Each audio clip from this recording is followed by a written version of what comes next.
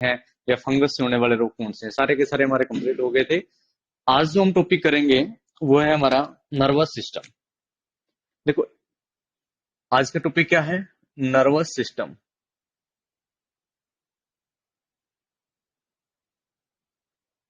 Nervous system या इसको हिंदी में हम क्या बोलेंगे, तंत्रिका तंत्र।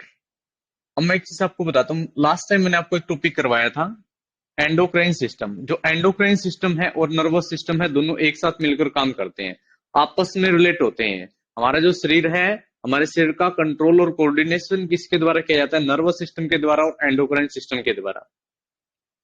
दो चीजों के द्वारा शरीर का कंट्रोल और कोऑर्डिनेशन किया जाता है, और ये दोनों आपस में, दोनों की आपस में ओवरलैपिंग होती है, और दोनों को हम एक साथ मिलकर, देखो अगर मैं बोलूं endocrine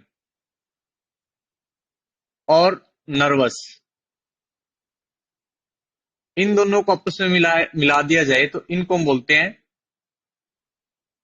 neuro endocrine system.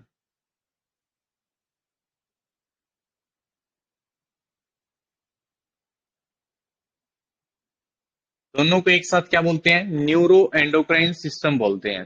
Clear हो गया ये चीज। और अगर हम अकेला सिर्फ नर्वस सिस्टम के बारे में पढ़ रहे हैं तो ये होता है हमारा न्यूरोलॉजी। क्या होता है ये, न्यूरोलॉजी। क्लियर हो गया ये चीज। सिर्फ अगर हम नर्वस सिस्टम के बारे में पढ़ रहे हैं, ये हमारा क्या कहलाएगा, न्यूरोलॉजी कहलाएगा। इतनी चीज क्लियर होगी। इसके बाद नेक्स्ट देखो, जो नर्वस सिस्टम है ये हमारा तीन चीजों से मिलकर बनता है। ये हमारा तीन तरह का होता है। एक रहेगा हमारा इसके अंदर central nervous system, central nervous system. एक होता है peripheral nervous system,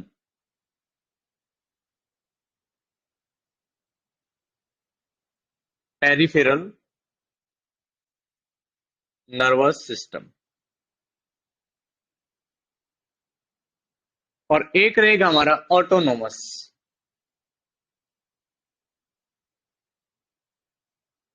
autonomous nervous system.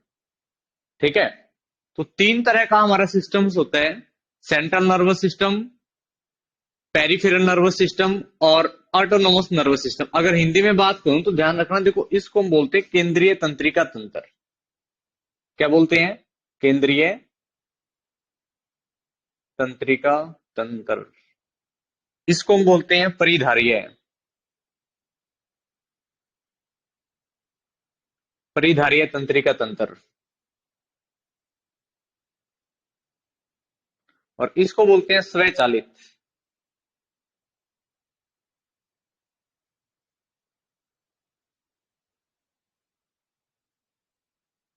केंद्रीय तंत्रिका तंत्र, परिधारीय तंत्रिका तंत्र और स्वचालित तंत्रिका तंत्र। तीन तरह का हमारा नर्वस सिस्टम है। अब देखो सेंट्रल नर्वस सिस्टम, इसके अंदर क्या आएगा, पेरिफेरल के अंदर क्या आएगा और ऑटोनोमस के अंदर क्या आएगा। अगर मैं बात करूं central nervous system, central nervous system हमारा दो चीजों से मिलकर बनता है। अब दो चीजें कौन कौन सी हैं, एक तो ध्यान रखना ये हमारा किससे मिलकर बनेगा, ब्रेन से। किससे मिलकर बनेगा, ब्रेन यानी कि मस्तिष्क। हमारा मस्तिष्क किसका भाग है, सेंट्रल नर्वस सिस्टम का। और एक ये आपका इसी के अंदर आएगा स्पाइनल कोड।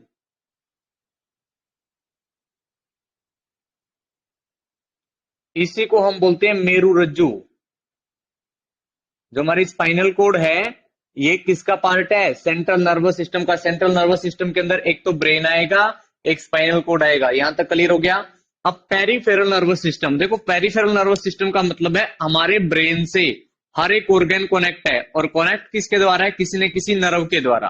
तो जैसे ये फिंगर है, मैं इसको बेंड कर रहा हूं, तो ये क्यों बेंड हो रही है, क्योंकि किसी न किसी तरह मेरे ब्रेन से कनेक्ट है।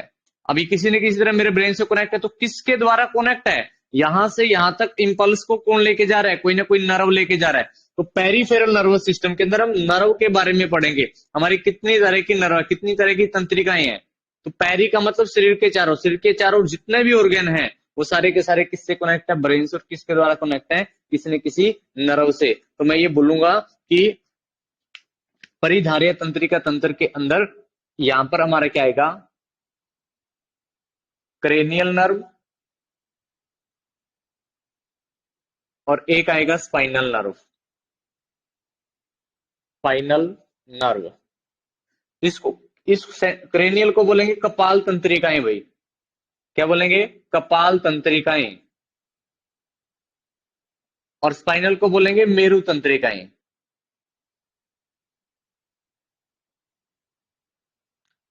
यहां तक तो क्लियर है आपको। इसके बाद देखो, अगर मैं बात करूं ऑटोनोमस नर्वस सिस्टम की, ऑटोनोमस नर्वस सिस्टम जो है ये हमारा अपने आप खुद ब खुद काम करता है, हमें सोचने की जरूरत नहीं है। जैसे ये मार्कर है, मैं इसको उठा रहा हूं तो ये मेरे को सोचने की जरूरत पड़ेगी कि मैं मार्कर को उठा रहा हूं, लेकिन ये ऑटोनोमस नर्वस सिस्टम खुद ब खुद काम करेगा, मेरे को सोचने की जरूरत नहीं है। मतलब ऑटोनोमस नर्वस सिस्टम दो तरह का होगा, सिंपेथेटिक और पैरासिम्पेथेटिक। कितने तरह का, दो तरह का लिख देता हूं मैं यहां पर। एक तो रहेगा सिंपेथेटिक सिंपेथेटिक नर्वस सिस्टम और एक रहेगा पैरा सिंपेथेटिक नर्वस सिस्टम।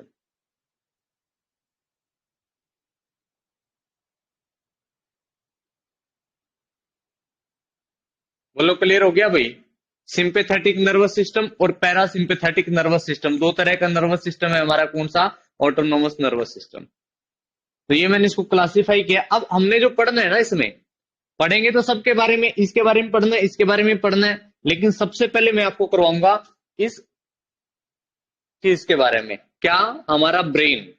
हमारा जो ब्रेन है ये इंपॉर्टेंट रहेगा। देखो, अब अगर मैं ब्रेन की बात करूं तो हमारे जो ब्रेन है इसके तीन पार्ट हैं, कहां रहेगा, कैसे रहेगा, वो भी आपको बता रहा हूं। देखो, क्लियर। देखो भाई,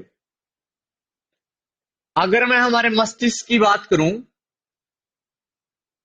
तो हमारा जो मस्तिष्क है वो इस तरह से रहेगा। अगर ऊपर से देखोगे इस तरह से, इसके चारों ओर इस तरह से लेयर रहेगी।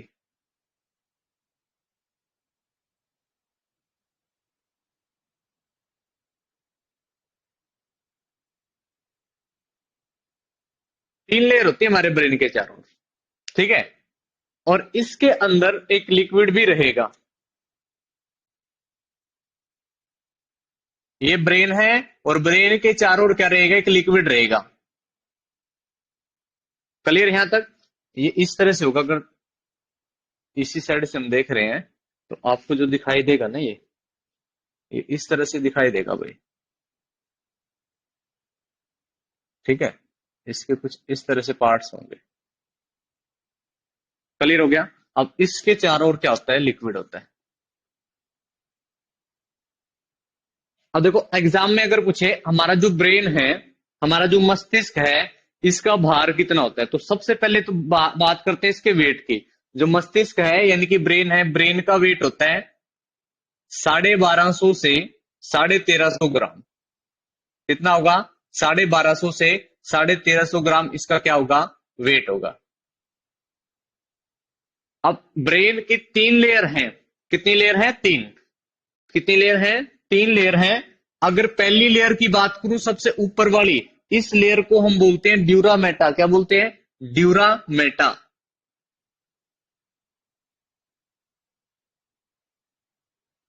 ड्यूरामेटा ये सबसे ऊपर वाली लेयर है, और ध्यान रखना सबसे कठोर भी यही है। दूसरे वाली जो लेयर है वो है आर्केनोइड। हमारे ब्रेन की तीन लेयर है, ड्यूरामेटा, आर्केनोइड और एक रहेगा पायामेटा। पायामेटा।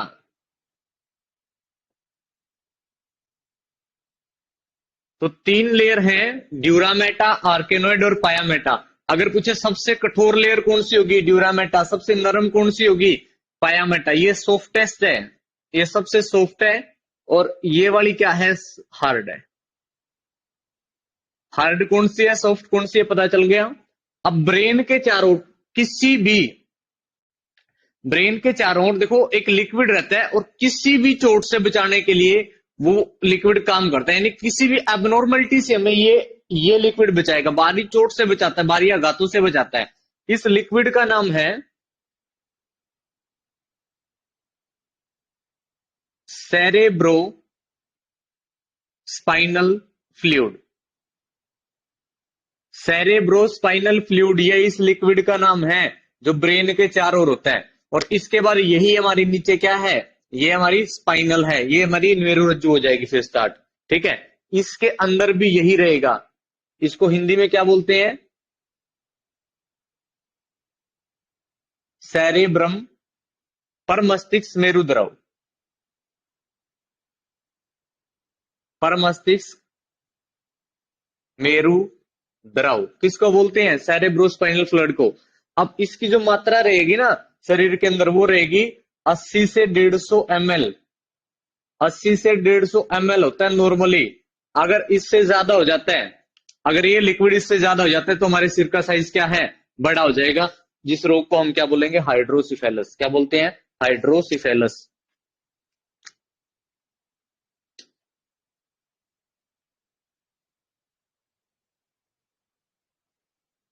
क्लियर हो गया भाई। अगर शरीर के अंदर ये लिक्विड ज्यादा हो जाए तो एक रोग हो जाता है हाइड्रोसिफेलस। क्या, कौन सा रोग, हाइड्रोसिफेलस। इतनी चीज क्लियर, यहां तो कोई डाउट नहीं। ठीक है, अब बात करते हैं इस ब्रेन के और चीजों के बारे में। हमारा जो, जैसे हमारा ब्लड है, ब्लड किससे मिलके बना है, आरबीसी डब्ल्यूबीसी ब्लड प्लेटलेट से। लेकिन हमारा जो ब्रेन है वो भी किसी न किसी सेल से मिलके बना होगा। तो जो ब्रेन है, ब्रेन जिस सेल से मिलके बना है, ब्रेन के सेल हैं न्यूरॉन सेल। कौन से सेल, न्यूरॉन सेल। इनको बोलते हैं तंत्रिका तंत्र की कोशिका। ब्रेन किससे मिलके बना, न्यूरॉन सेल से, तंत्रिका तंत्र की कोशिका। और जो ये न्यूरॉन सेल हैं, जो ये न्यूरॉन सेल हैं, इनकी संख्या होती है 100 मिलियन। 100 मिलियन होती है ये भाई शरीर के अंदर। कितनी होती हैं, 100 मिलियन। और शरीर की सबसे लंबी कोशिका भी कौन सी है, न्यूरॉन है। सबसे लंबी कोशिका भी कौन सी है, न्यूरॉन। तो यहां तक क्लियर हो गया ब्रेन के बारे में। ब्रेन की लेयर बता दी कितनी है, लिक्विड कौन सा होता है, और लिक्विड के ज्यादा होने से कौन सा रोग होगा, वेट कितना होता है ब्रेन का, ब्रेन के सेल कौन से हैं, न्यूरॉन सेल।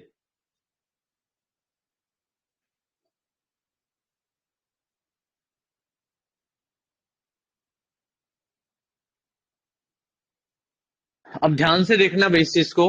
जैसे अगर मैं ब्रेन की बात करूं, तो हमारे ब्रेन को डिवाइड किया है 3 पार्ट के अंदर। ब्रेन को 3 हिस्सों में डिवाइड किया है। एक होता है हमारा फोर ब्रेन, एक होता है हमारा मिड ब्रेन, और एक होता है हमारा हाइंड ब्रेन। कितने तरह का है, 3 तरह का, फोर ब्रेन, मिड ब्रेन और हाइंड ब्रेन। अगर इसको मैं बोलूं हिंदी में, अगर मस्तिष्क,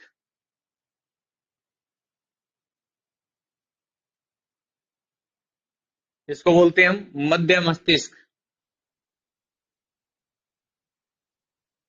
और इसको हम बोलते हैं पश्च मस्तिष्क।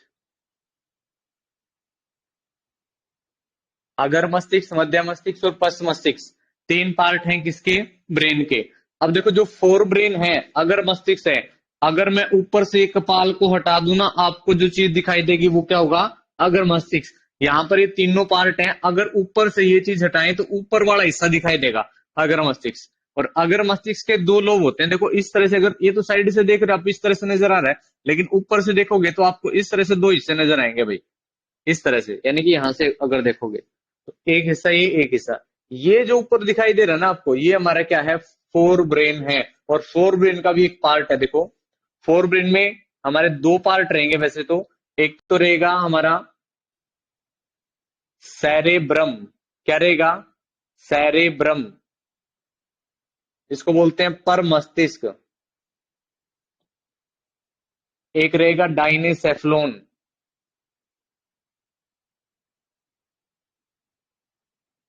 डाइनेसेफ्लोन। डाइनेसेफ्लोन के दो पार्ट रहेंगे, मतलब डायरेक्ट आप ये बोल सकते हो भी अगर मस्तिष्क के तीन पार्ट है, एक तो रहेगा थैलमस इसका पार्ट, और एक रहेगा इसका पार्ट हाइपोथैलेमस। क्लियर भाई? एक थैलमस और एक हाइपोथैलेमस। मिड ब्रेन के पार्ट आगे आपको बता दूंगा। वैसे अभी हमने इन्हीं के बारे में करना है। देखो, अगर मस्तिष्क के कितने पार्ट हैं? दो। कौन कौन सा? सेरेब्रम, डाइनेसेफ्लोन। डाइनेसेफ्लोन कितने भाग? दो। कौन कौन सा? थैलमस और हाइपोथैलेमस। कौन कौन सा? थैलमस और हाइपोथैलेमस। इस तरह मिड ब्रेन के दो पार्ट हैं, कार्पोरा क्वाड्रिजेमिना और सेरिबल पेंडिकल। और हाइंड ब्रेन के हमारे तीन पार्ट हैं, सेरेबेलम, पोन्स वेरुली और मेडुला ओब्लोगेटा। बस मस्तिष्क के पार्ट लिख देता हूं यहां पर। तीन पार्ट हैं, एक तो रहेगा सेरेबेलम, एक रहेगा पोन्स वेरोली, एक रहेगा medulla oblongata. Pons varolii, medulla oblongata, cerebellum. ठीक है, तीन पार्ट हैं किसके? पस मस्तिष्क के। और बीच वाला जो भाग है मिड ब्रेन, मिड ब्रेन के दो भाग हैं। मिड ब्रेन के कितने भाग हैं? दो। दो कौन कौन से हैं?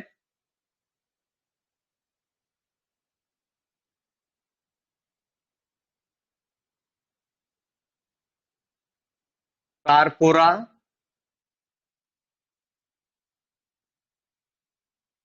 क्वाड्रिजेमिना, और एक रहेगा सेरेबल पेंडिकल।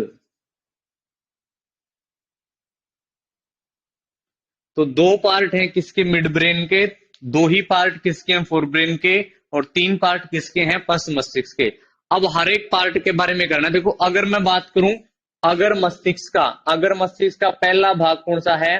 सेरेब्रम। तो ये सेरेब्रम का एक इंपॉर्टेंट पॉइंट नोट करोगे। सेरेब्रम का एक इंपॉर्टेंट पॉइंट नोट करोगे, जो जितने भी मैंने पार्ट लिखवाए हैं आपको, cerebrum, thalamus, hypothalamus, corpora quadrigemina, cerebellar peduncle, cerebellum, pons varolii, medulla oblongata, इन सब में अगर सबसे बड़े भाग की बात करूं तो कौन सा है? सेरेबेलम। तो ये क्या है? Largest part of brain. मस्तिष्क का सबसे बड़ा हिस्सा क्या है? सेरेब्रम। क्या है? सेरेब्रम। अब ध्यान से देखो, ये सेरेब्रम है और ये सेरेबेलम है। सेरेब्रम अगर मस्तिष्क का, सेरेबेलम पस मस्तिष्क का भाग है। ठीक है, तो दिमाग का सबसे बड़ा हिस्सा कौन सा है? सेरेब्रम। हमारे जितने भी हमारे डिसीजन मेकिंग है, जितना भी हमारा आइडिया क्रिएट होता है, जो भी हम सोचते हैं, जो भी हमें टेस्ट का पता चलता है, यानी कि वो सब किससे? इस सेरेब्रम से। किससे? हमारी जितनी भी ज्ञान इंद्रियां हैं सारी किससे कनेक्ट है? इस सेरेब्रम से कनेक्ट है। अब देखो, हमारी जो ये वाली हड्डी है ना, ये वाली, इस हड्डी को हम बोलते हैं फ्रंटल लोब। क्या बोलते हैं? Frontal lobe. तो ये जो सेरेब्रम दिख रहा है ना आपको, ये इस तरह से मैं बना रहा हूं, ऊपर से आपको दिखाई देगा ये हिस्सा। इस तरह से अगर देखोगे यहां से आपको दिखाई देगा ये वाला पार्ट। ये सेरेब्रम का ये हिस्सा है। आगे वाला ये इतना, इस हिस्से को हम क्या बोलेंगे? इस वाले हिस्से को, इस किसका पार्ट है? सेरेब्रम का। इस वाले हिस्से को हम बोलते हैं फ्रंटल लोब। क्या बोलते हैं?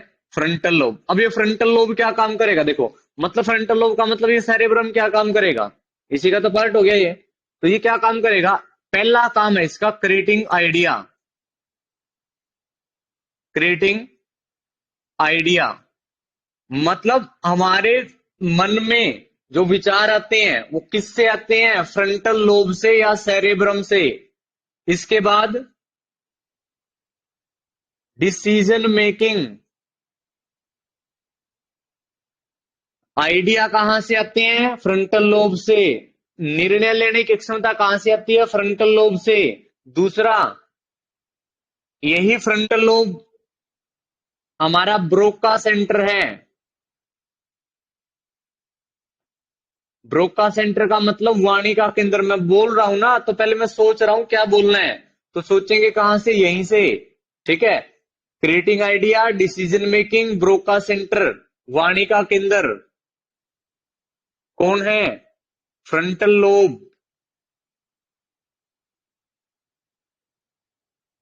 क्लियर हो गया भाई? ये काम किसके? फ्रंटल लोब के। अब आ जाओ इसके नेक्स्ट पार्ट पे। नेक्स्ट जो पार्ट है इसका,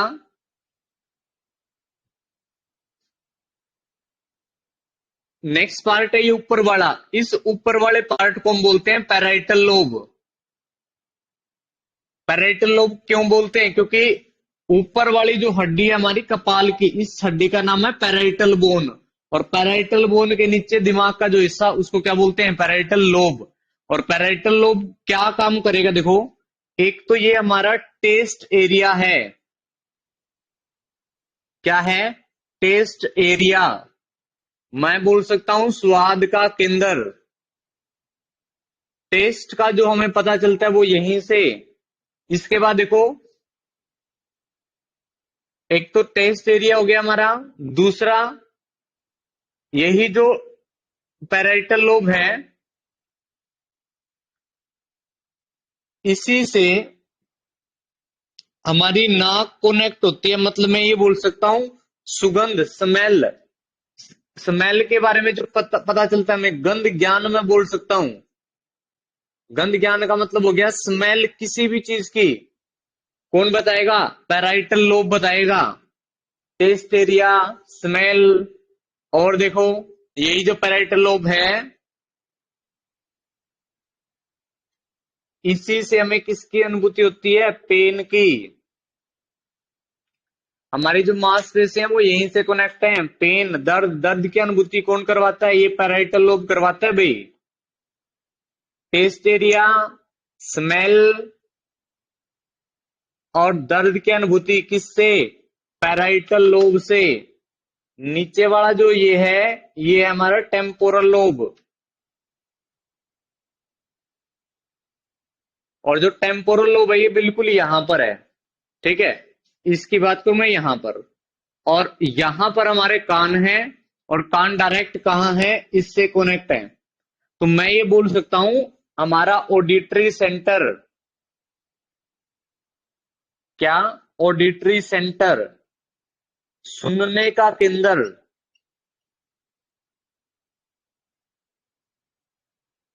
कौन सा है? टेम्पोरल लोब है। या फिर मैं बोलूं वाणी को समझने का केंद्र, कौन सा है? Temporal lobe. ये वाणी को समझने का केंद्र भी है। और यही जो है हमारा, यही ऑडिटरी सेंटर भी है। ऑडिटरी सेंटर और वाणी को समझने का केंद्र क्या है? Temporal lobe. हमारे कान कहां कनेक्ट है? इस टेम्पोरल लोब से कनेक्ट है। अब बात आती है लास्ट पार्ट इसका। देखो, ये फ्रंटल हो गया, decision making, Broca centre, idea create करेगा। जो भी हम सोचते हैं ना, वो यहां से हम बोलते हैं हाँ ये चीज ठीक है। बस ऐसे करते हैं, यहां हाथ क्यों लगाते हैं? क्योंकि यही हमारा डिसीजन मेकिंग का काम करता है। अब लास्ट पार्ट देखो इसका, ये वाला। इस लास्ट पार्ट को बोलते हैं हम ऑक्सीपिटल लोब। और यहां से हमारी आंखें कनेक्ट हैं। तो ये जो पार्ट है, इसका काम क्या है? ये हमारा विजुअल सेंटर है। विजुअल सेंटर, देखने का केंद्र, किसको बोलेंगे? ऑक्सीपिटल लोब को। विजुअल सेंटर किसको बोलेंगे? ऑक्सीपिटल लोब को। तो ये सारे के सारे काम किसके हैं? ये सारे के सारे काम हैं आपके फ्रंट सेरेब्रम के। किसके हैं? सेरेब्रम। किसके काम है ये? सेरेब्रम के काम है। क्लियर हो गया?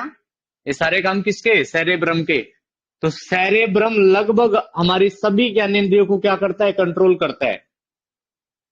सभी ज्ञानेंद्रियों क्या करेगा, कंट्रोल करेगा। क्लियर हो गया यहां तक। इसके बाद देखो इसी में, यानी कि जो फोर ब्रेन है हमारा, फोर ब्रेन का ही एक पार्ट है डाइनेसेफ्लोन। डाइनेसेफ्लोन के दो पार्ट, थैलेमस और हाइपोथैलेमस।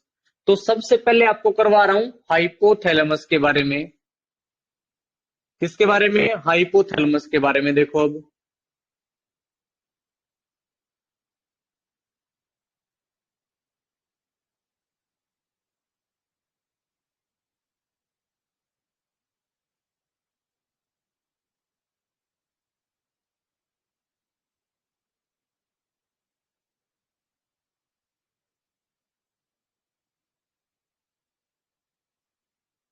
हाइपोथैलेमस,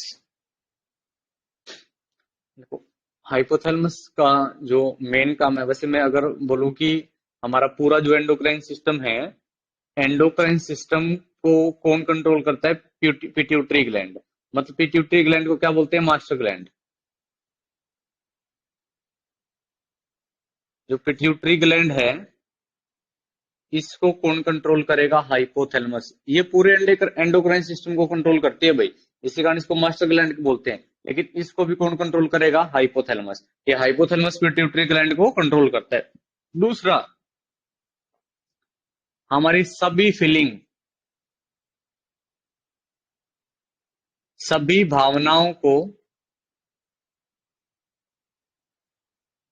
कंट्रोल करता है। हमारी जितनी भी फीलिंग है सबको कौन कंट्रोल करेगा, हाइपोथैलेमस। फीलिंग कौन कौन सी, जैसे फीलिंग का मतलब हो गया sad, happy, love, like, dislike, hate, frustration, angry, sad, happy, love, like, dislike, hate, angry. कोई भी किसी भी तरह की फीलिंग है कौन कंट्रोल करेगा, हाइपोथैलेमस। तो हाइपोथैलेमस हमारी सभी भावनाओं को कंट्रोल करता है। अब हाइपोथैलेमस की एक और खासियत है, हाइपोथैलेमस जो है, जो हाइपोथैलेमस है, ये हमारी भूख और प्यास को भी कंट्रोल करता है भाई। किस चीज को, भूख और प्यास को कंट्रोल करता है।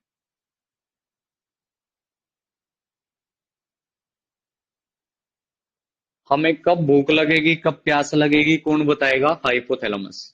भूख प्यास को कौन कंट्रोल करेगा, हाइपोथैलेमस। शरीर का जो टेम्परेचर है, टेम्परेचर शरीर का तापमान कौन कंट्रोल करेगा, हाइपोथैलेमस। कितना होता है शरीर का तापमान, 37 डिग्री सेल्सियस। ये शरीर का नॉर्मल टेम्परेचर है भाई,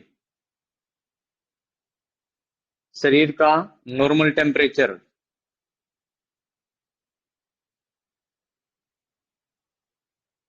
कितना है, 37 डिग्री सेल्सियस। देखो सेल्सियस में 37 डिग्री सेल्सियस है। अगर फ़ारेनहाइट की बात करूं तो ये रहेगा 98.6 फ़ारेनहाइट। केल्विन की बात करूं 310 केल्विन। और अगर र्यूमर की बात करूं तो र्यूमर में कितना रहेगा, ये देखो र्यूमर में रहता है 29 पॉइंट समथिंग। तो ये शरीर का नॉर्मल टेम्परेचर है भाई।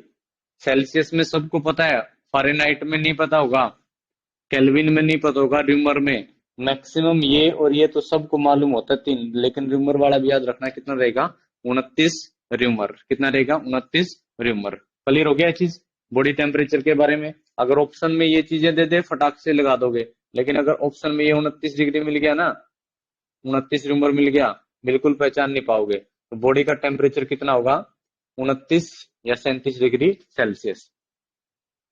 अब जो हाइपोथैलेमस है भूख प्यास को कंट्रोल करता है, इसी कारण इसको बोलते हैं centre of thrust and hunger. भूख और प्यास का केंद्र भी कौन है, हमारा हाइपोथैलेमस है। कौन है, हाइपोथैलेमस। और एक होता है थैलेमस,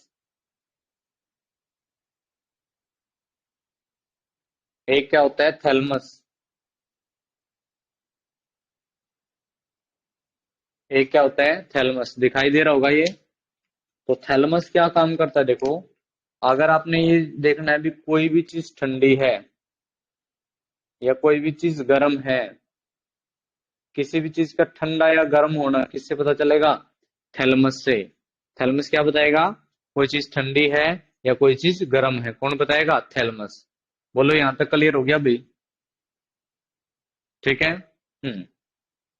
अब बात आती है हमारा, इससे पहले जो पार्ट मैंने करवाया, सेरेब्रम। सेरेब्रम के दो पार्ट हैं, इससे देखो दो लोब होते हैं इस तरह से।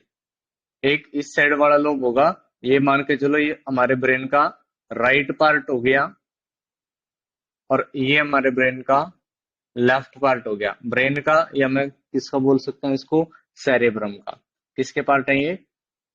सेरेब्रम के। किसके पार्ट है? सेरेब्रम के। देखो, अगर ब्रेन का या इस सेरेब्रम का लेफ्ट हिस्सा सही से काम कर रहा है, तो शरीर का राइट हिस्सा सही से काम करेगा। अगर इसका राइट सही से काम कर रहा है, तो हमारी बॉडी का लेफ्ट हिस्सा सही से काम करेगा। मतलब मैं ये बोल सकता हूं भाई, ब्रेन का, सेरेब्रम का ये वाला हिस्सा हमारी बॉडी के इस वाले हिस्से को कंट्रोल करेगा, और ये वाला हिस्सा इस हिस्से को कंट्रोल करेगा। एक दूसरे के अपोजिट होते हैं। क्या होते हैं? एक दूसरे के अपोजिट होते हैं। एक साथ काम इतना नहीं कर सकते, लेकिन अगर बहुत ज्यादा प्रैक्टिस है तो ये एक साथ भी काम कर सकते हैं। एग्जाम्पल, जिसे मैं एक ही हाथ से लिख सकता हूं, इससे बहुत मुश्किल होगा। ठीक है। बहुत कम लोग हैं जो दोनों हाथों से लिख सकते हैं। ठीक है। यानी कि उनकी जो कमांड है वो दोनों के ऊपर है, सेरेब्रम लेफ्ट पे भी और सेरेब्रम राइट पे भी। क्लियर हो गया चीज? अगर इन दोनों में से किसी की भी एक नर्व रुक गई, मान के चलो इसकी कोई नर्व रुक गई, तो आपको एक चीज पता है कि हमारे ब्रेन का, अगर इसकी कोई भी नर्व रुक गई, तो हमारे ब्रेन का, देखो राइट की नर्व रुकी है, लेफ्ट सही से काम नहीं करेगा। अगर लेफ्ट में कोई नर्व रुक गई, तो राइट सही से काम नहीं करेगा। मतलब ये एक दूसरे के क्या हैं? अपोजिट हैं। क्लियर हो गया ये चीज भी? नेक्स्ट आता है हमारा एक पार्ट और, पश्च मस्तिष्क में। किसमें? पश्च मस्तिष्क में। अगर पश्च मस्तिष्क की बात करूं, तो पश्च मस्तिष्क को हम क्या बोलेंगे? Hind brain. और इसी का एक पार्ट है सेरेबेलम। कौन सा है? सेरेबेलम।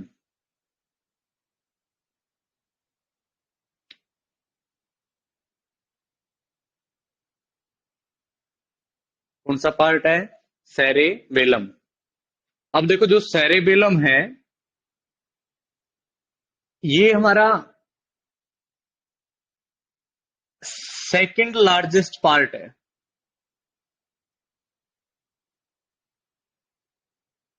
देखो, शरीर का अगर सबसे बड़े हिस्से की बात करूं, तो वो है सेरेब्रम। यानी कि दिमाग का, सॉरी, दिमाग का सबसे बड़ा हिस्सा सेरेब्रम। लेकिन दिमाग का दूसरा सबसे बड़ा हिस्से की बात करेगा, वो हो जाएगा सेरेबेलम। क्या हो जाएगा? सेरेबेलम। ये दिमाग का दूसरा सबसे बड़ा हिस्सा, second largest part of brain है। अब दिमाग का दूसरा सबसे बड़ा हिस्सा है, काम क्या करेगा? तो ध्यान रखना, हमारी जितनी भी यादें हैं, जितनी भी यादें हैं हमारी, जितनी भी हमारे जो भी कुछ हमने याद कर रखे, किसी का नाम है, कुछ भी अपने कोई फॉर्मूला याद कर रखा है, या कुछ भी आपको याद है, वो सारा का सारा कहां स्टोर होगा? सेरेबेलम में। मतलब ये एक तरह से किसका काम करता है? स्टोरेज का काम करेगा। किसका काम करेगा? स्टोरेज का। मतलब मैं ये बोल सकता हूं कि यादों को स्टोर करके रखता है।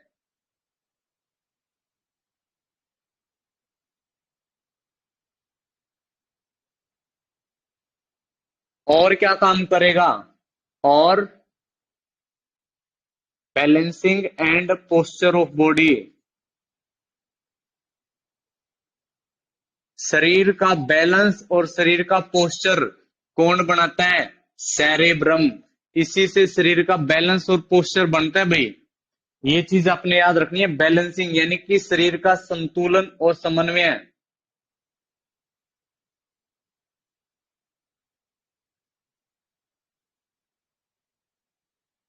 संतुलन और समन्वय। स्थापित करता है।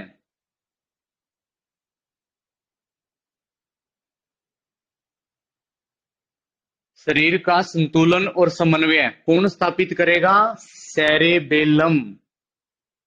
अब अगर आप देखो, जिस व्यक्ति ने ड्रिंक कर रखी है, मतलब जिसने अल्कोहल ले रखा है, उसमें बॉडी बैलेंस नहीं रहता, तो वो किसके ऊपर इफेक्ट डालता है? सेरेबेलम के ऊपर इफेक्ट डालता है भाई, क्योंकि बैलेंस नहीं बना पाता वो।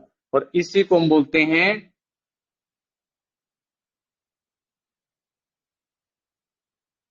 छोटा दिमाग। छोटा दिमाग भी किसको बोलते हैं? सेरेबेलम को।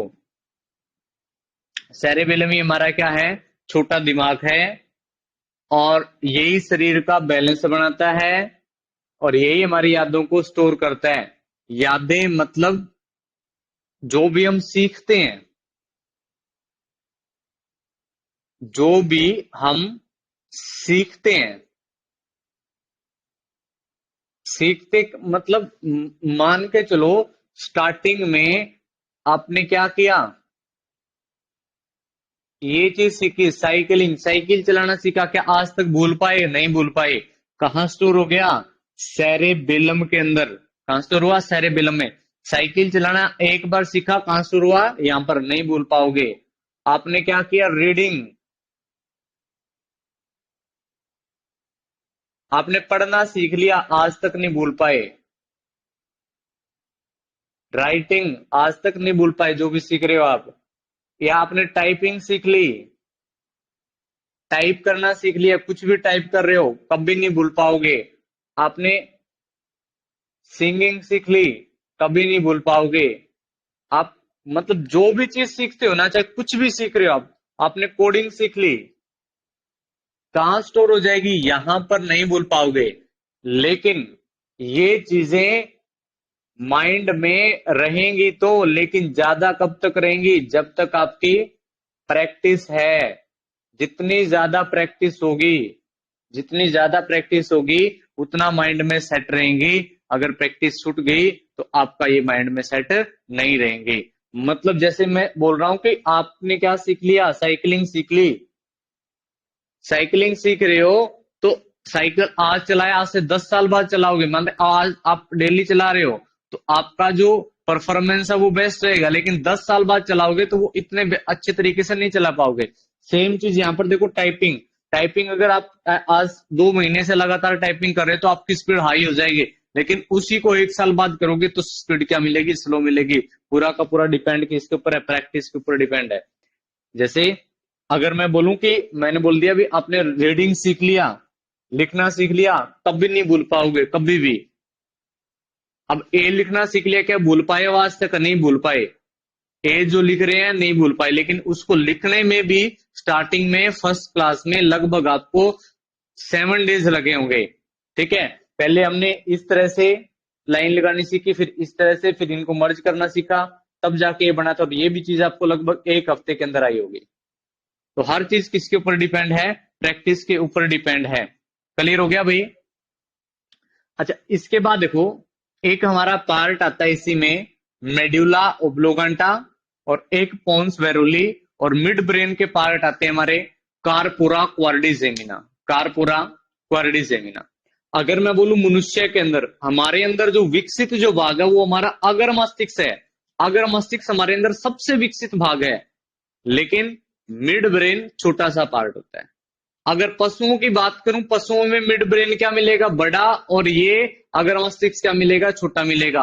और यही कारण है पशुओं के अंदर हमारे जैसी नॉलेज, हमारे जैसा डिसीजन मेकिंग, हमारे जैसा आइडिया वो नहीं क्रिएट कर सकते, क्योंकि उनके अंदर अगर मस्तिष्क छोटा है जो ये काम करता है, और मिड ब्रेन क्या उनमें बड़ा है। क्लियर हो गया? कारण पता चल गया किस वजह से उनके अंदर ऐसी नॉलेज नहीं है, पशुओं में और हमारे अंदर क्या डिफरेंस है। तो बाकी जो हमारा बच गया है, जैसे मेडुला ऑब्लोगांटा रह गया, और मिड ब्रेन रह गया, और एक पोन्स वेरोली रह गया। ठीक है, ये हम नेक्स्ट लेक्चर में करेंगे। नेक्स्ट लेक्चर में मैं आपको न्यूरॉन का स्ट्रक्चर बताऊंगा, न्यूरॉन कैसे आपका होता है, किस तरह से काम करेगा, कैसे इतने सारे न्यूरॉन कनेक्ट हैं, और न्यूरॉन के कौन कौन से पार्ट रहेंगे। कैसे इम्पल्स जनरेट होते हैं हमारे। तो आज के लिए इतना ही, थैंक यू।